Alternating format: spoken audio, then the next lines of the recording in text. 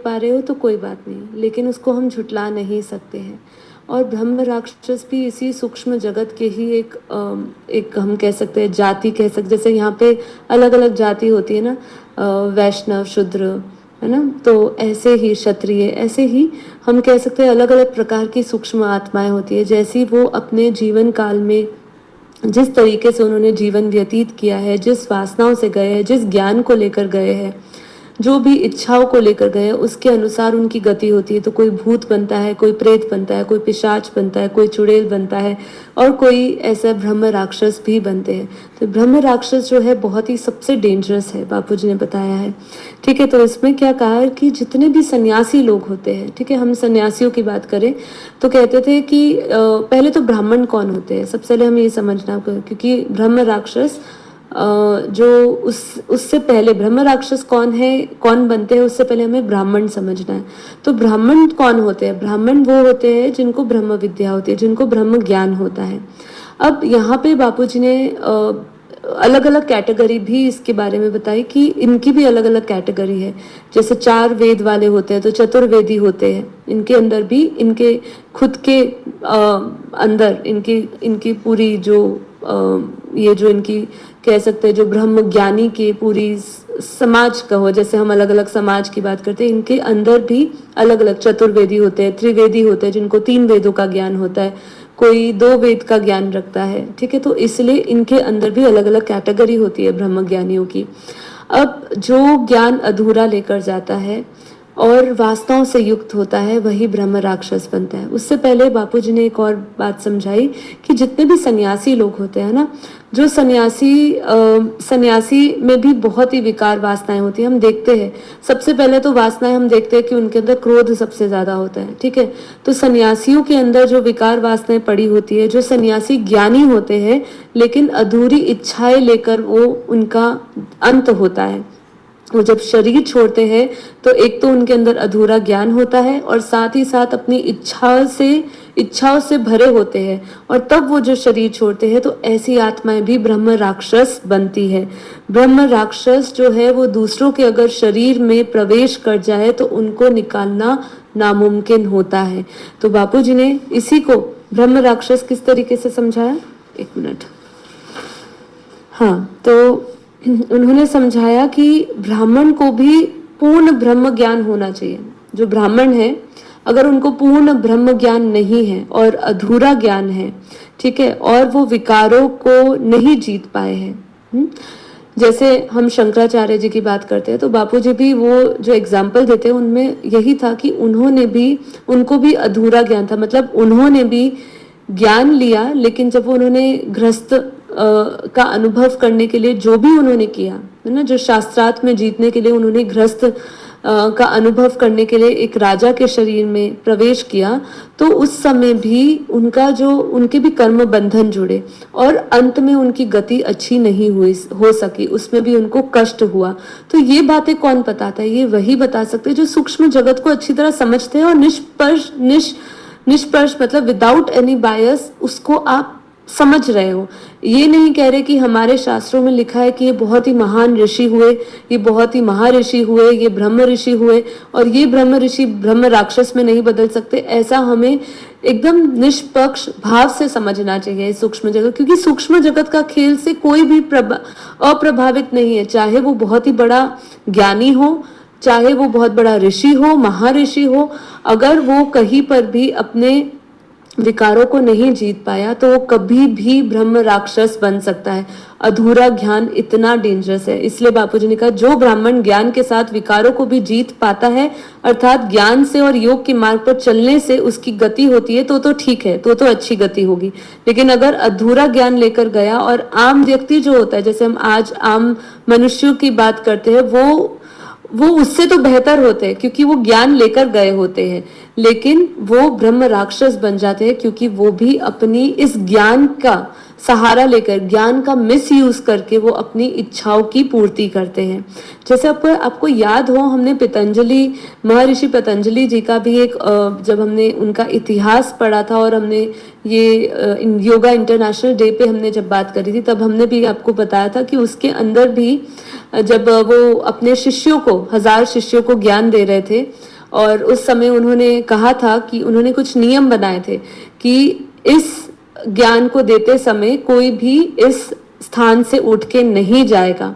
और तब हमने देखा था, सुना था उस समय कि एक जो शिष्य था उसको लघु शंका हुई, तो वो एक बीच में से उठकर गया ये सोच के कि उनके जो गुरु है, जो महर्षि पतंजलि जी थे, वो एक पर्दे के, उनके बीच में एक पर्दा था शिष्य और उनके बीच में। तो उन्होंने कहा कि उसने सोचा कि मैं चला जाता हूँ और फिर वापस आ जाऊंगा। पर हुआ क्या कि जब तक वो वापस आया, बीच में उस दौरान उनको ये भी बोला गया था कि कोई भी इस पर्दे से इस तरफ नहीं देखेगा।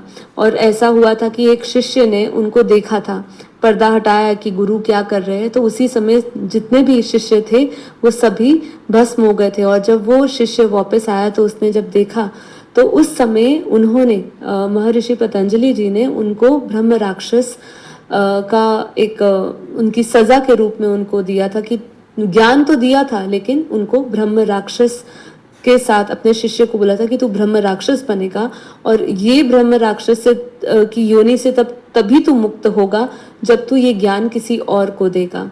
तो वो कई हजारों वर्ष तक पेड़ पे लटका रहा, उसने बहुत कोशिश करी, और उसके अंदर उदाहरण में ही, उसी एग्जाम्पल में भी बताया गया है कि वो जब ज्ञान देता था और जो भी आत्माएं, जो भी मनुष्य वहां पेड़ से निकलता था और वो कोशिश करता था उनको देने की, और वो देखता था वो असमर्थ है, वो पापी आत्माएं हैं, तो वो उसको खा लेता था। तो बापूजी ने भी ऐसे ही बताया कि जो ब्रह्म राक्षस वाली जो आत्माएं हैं वो बहुत ही डेंजरस होती है। वो दूसरी आत्मा को खा लेती है, और वो अगर किसी में प्रवेश कर जाती है तो वो नहीं निकलती है, वो उसके अंदर ही रहती है और उस आत्मा को लेकर ही अपने साथ जाती है, और उस आत्मा को भी अंत में वो खा लेती है। तो मैंने बापूजी से उसके बाद फिर से सवाल पूछा, इतना सब बापूजी ने जब समझाया तो फिर से मैंने उनसे ये सवाल जब पूछा कि बापूजी ऐसा कैसे, कि वो अधूरा ज्ञान है पर ज्ञान तो है, ज्ञान सहित तो जा रहा है। लेकिन बापूजी ने उसमें क्लियरली यही बताया कि वो ज्ञान का मिस यूज कर रहा है अपनी इच्छाओं की पूर्ति के लिए। और जब आपने ज्ञान की मिस यूज करी है, ठीक है, क्योंकि वो अपने साथ अपनी बुद्धि में ज्ञान, अहंकार, सभी वासनाओं को लेकर जा रहा है, इसीलिए उसकी गति अच्छी नहीं हुई है, इसीलिए वो पिशाच से भी डेंजरस है। बापूजी ने ऐसा कहा। उन्होंने कहा कि वो जो आत्मा है, जो ब्रह्म राक्षस बनती है, वो आत्माएं कई बार, क्योंकि उनके अंदर ज्ञान तो होता है, तो वो कई बार ऊपर के लोकों में भी चली जाती है, क्योंकि उनको पता होता है, वो विष्णु को भी कभी याद करके पावर ले लेती है और वो ऊपर के लोकों में बैठ जाती है और अपने अनंत रूप निकाल के धरती पर भेजती है और अपनी वासनाएं, कामनाएं पूरी करती है वो।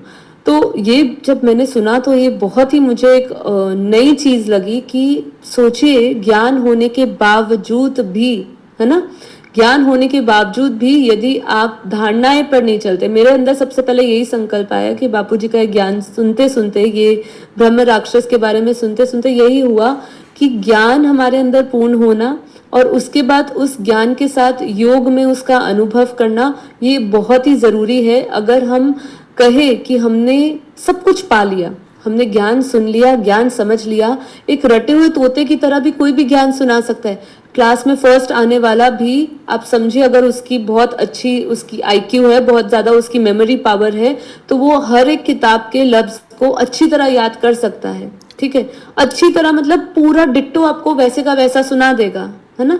जैसे हमने वो एक मूवी देखी थी ना, वो कौन सी थी, आमिर खान की, जिसके अंदर ऑल इज वेल में, जिसमें वो था, 3 इडियट्स की थी, उसके अंदर भी जब आमिर खान जो था, उसके पास जो था, यहाँ पे कोई बहुत अनरिलेटेबल है ये बात, लेकिन उसको रटे हुए तोते की तरह कुछ याद नहीं करता था, वो हमेशा समझता था, ज्ञान जो है उसको लेता था और अनुभव करता था। ऐसी ही बात मुझे कुछ लगी कि अगर हम उस ज्ञान को एक रटे हुए तोते की तरह समझा दें कि देखिए इस धरती से ऊपर भूलोक है, भूवर्लोक है, स्वर्गलोक है, ठीक है, फिर उसके ऊपर महालोक है, तपलोक है, सारे जो हम 14 लोकों की वर्णन समझ जाए, हम इससे ऊपर ये भी समझ जाए कि अनंत ब्रह्मांड है, हम ब्रह्मांडों से ऊपर गैलेक्सी के ज्ञान को भी समझ ले, उसकी रचना को भी समझ ले, ठीक है, इसको याद करना आज के मनुष्य के लिए कोई बहुत बड़ी बात नहीं है। मैं ये इसलिए कह रही हूँ क्योंकि पहले हम भी इसी तरीके से ज्ञान से जुड़ते थे, हम भी उसको बोर्ड पे समझाते हुए उसको, उस स्टेप्स को, उस पूरी क्रिया को समझ लेते थे,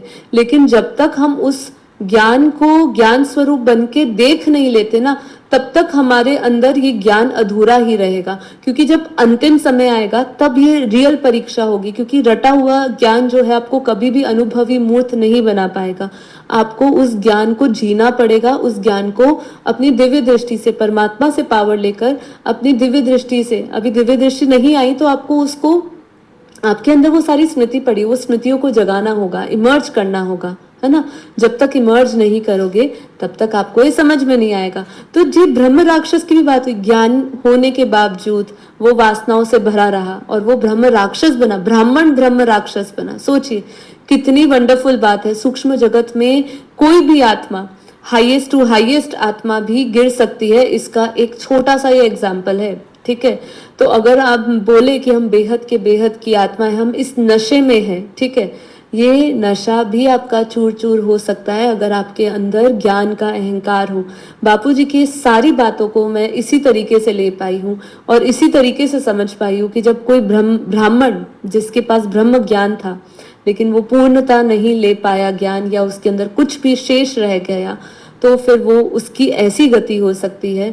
तो हम लोगों ने कितना ज्ञान लिया है, कितनी तपस्या करी है, वो तो कई समय तक तपस्या भी करते थे। बापूजी ने कहा वो आत्माएं तो 1000 किलोमीटर बैठकर ऊपर से अपने रूप देकर नीचे, अपने रूप अनेक रूप धारण करके नीचे धरती पर आके भी अपनी वासनाओं को पूरी करती है। तो देखा जाए तो उनकी तो कभी मुक्ति नहीं हुई। ब्राह्मण बनने के बाद ऊंच से ऊंच कैटेगरी में, है ना, ब्राह्मण, क्षत्रिय, शूद्र, वैष्णव, ये सभी कैटेगरी को हम गिन ले, उसमें सबसे ऊंची कैटेगरी ब्राह्मण की होती है। ब्राह्मण बनते हुए भी उनकी गति अच्छी नहीं हुई। सोचिए कितनी बड़ी बात है। तो सूक्ष्म जगत के खेल को समझना है। बापूजी ने, अभी मैं एक पर